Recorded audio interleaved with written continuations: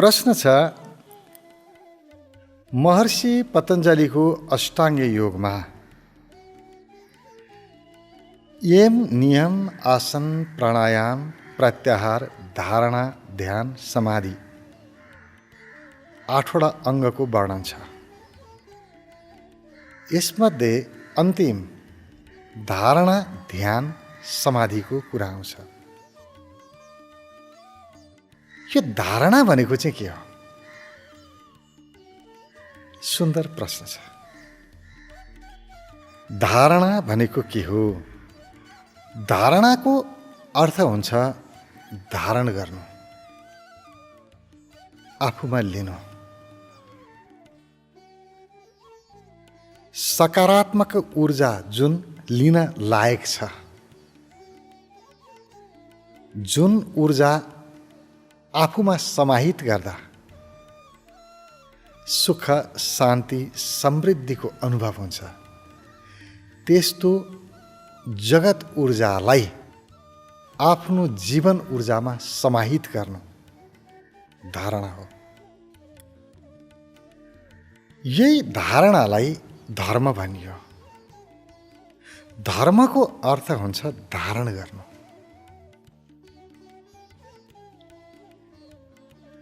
यही धारणालाई law of attraction, आकर्षणको नियम भनियो। अहिले आधुनिक मनोविज्ञानले यसलाई ल अफ एट्र्याक्सन भन्छ। यसैलाई पुरानो संस्कार संस्कृतिले धर्म भन्छ। शब्दमा मात्रै फरक हो एउटै कुरा। आफूमा धारणा गर। जस्तो धारण गर्छौ जीवन त्यस्तै हुन्छ। अब धारण कसरी गर्ने त? धारणा त हामी गरि नै रहेका छौँ। यो कसरी गर्ने भन्ने प्रश्नै छैन। धारणा नगरिकन हामी बाँच्नै सक्दैनौँ। राम्रो या नराम्रो, कहिले हामी राम्रा कुराहरूलाई धारण गर्छौँ, कहिले नराम्रोलाई धारण गर्छौँ। कहिले प्रेमलाई धारण गरेका हुन्छौँ भने कहिले घृणालाई धारण गर्छौँ। कहिले रिसलाई धारणा गरेका छौँ, कहिले खुसियालीलाई धारण गर्छौँ। कहिले दुःखलाई धारण गर्छौँ, कहिले आनन्दलाई धारणा गर्छौँ। केही न केही त समातेर बसेका छौँ हामी।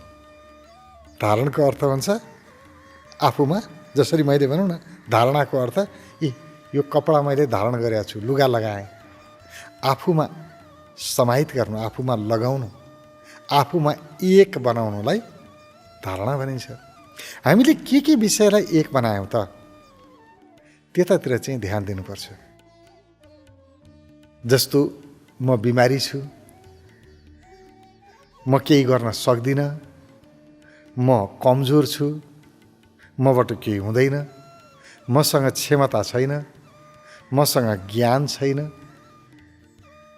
यो छैन, हुन्न भन्ने कुराहरू छ नि, यसलाई धारण गर्यो भने व्यक्ति त्यही हुन्छ।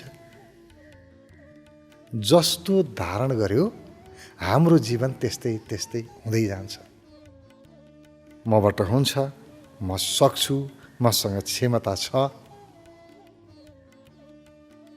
मसँग विचार गर्ने क्षमता छ, मसँग सोच्न सक्छु, बुद्धि ख्याउन सक्छु, शरीरमा शक्ति छ, मबाट के हुँदैन, जे चाह्यो म गर्न सक्छु।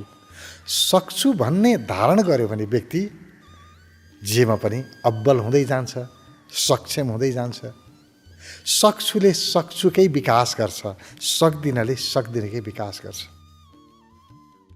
पहिलो कुरा हो धारण के गर्यौँ, केलाई धारणा गर्यौँ।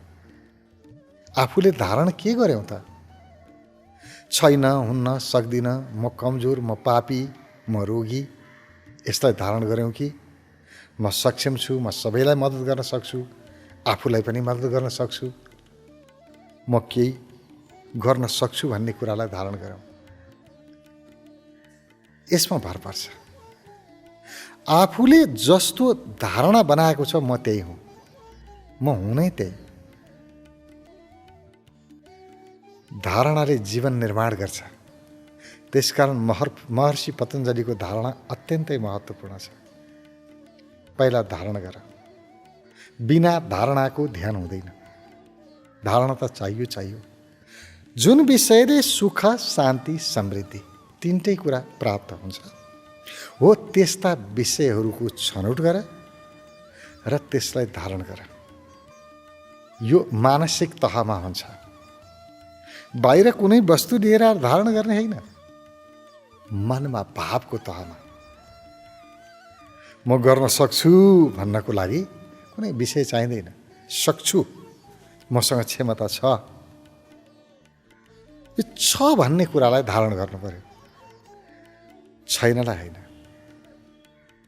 अब हाम्रो त बानी छ नि, बाहिर निस्क्यो कसैले स्वास्थ्य कस्तो छ भन्दा ठिकै भन्नु पर्यो। हुन त के ठिक भन्नु, अस्ति पनि बिरामी भएको थिएँ, पोहोर साल पनि झन्नै बिरामी भएको थिएँ।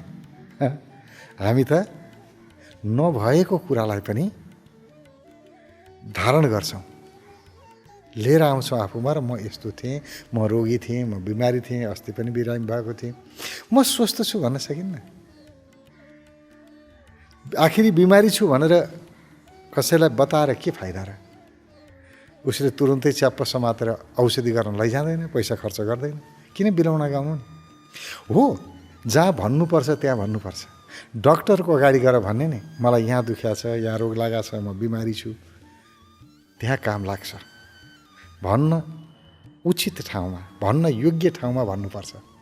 जहाँ पायो उहीँ भनेर केही अर्थ छैन।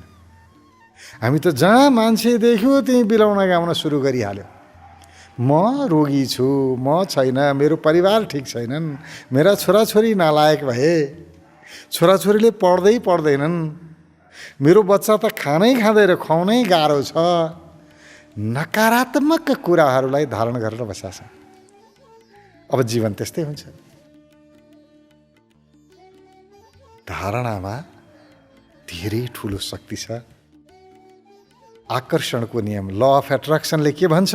तिमी जे धारण गर्छौ तिम्रो जीवन त्यही हुन्छ। तिमीलाई सुख या दुःख तिम्रो भाग्यले दिएको होइन, सुख या दुःख तिम्रो पाप या धर्मले दिएको होइन।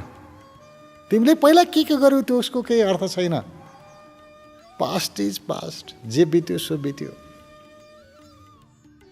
तिमीलाई सुख या दुःख दिएको छ भने तिम्रो धारणाले दिएको छ। कुनै भगवानलाई, पाप धर्मलाई, ग्रह दशालाई दोष नदिए हुन्छ। कुनै पनि काम मेरो बनिरहेको छैन, ग्रह दशालाई दोष दिनु पर्दैन, धारणालाई दोष दिए हुन्छ। मेरो काम हुँदैन होला, हात हल्या त हो, तर होला जस्तो त छैन, के हुन्थ्यो होला है मैले गरे काम। अब यस्तो हुँदैन भन्ने शङ्कालाई धारण गरेर बसेको छ। कसरी काम हुन्छ? आफै विश्वस्त छैन, आफूले गरे काम आफैलाई विश्वास छैन भने अरूले विश्वास गर्छ र? हुँदैन, फेरि काम हुँदैन, बिग्रिन्छ। ग्रह दशा हामीले बनाउने हो, ग्रह दशा आफै लाग्दैनन्, आफ्नो धारणाले लगाउने हो। त्यसकारण धारणा सपारौँ, गलत धारणा कहिल्यै नगरौँ। हुन्छ, सक्छु, राम्रो छ। मानिस छन् यी मानिसहरू मेरा दुश्मन होइनन्, मेरा सहयोगी हुन्। हरेक व्यक्तिसँग सहयोग लिने क्षमता मसँग छ, म सबसँग सहयोग लिन सक्छु। यसलाई धारणा गरौँ। सबै मेरा त दुश्मनै छन्, कसैले सहयोग गर्दैनन्, कहीँबाट सहयोग पाइन, म त संसारमा एक्लै छु जस्तो लाग्छ, मद्दत गर्ने कोही पनि छैन मेरो।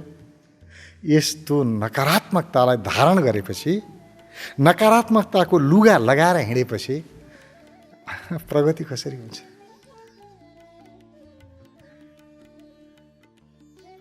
धारणा सर्वोपरि छ, सबैभन्दा महत्त्वपूर्ण छ। हाम्रो जीवनको विकास र विनाश हाम्रै धारणामा टिकेको छ। आफ्नो मनलाई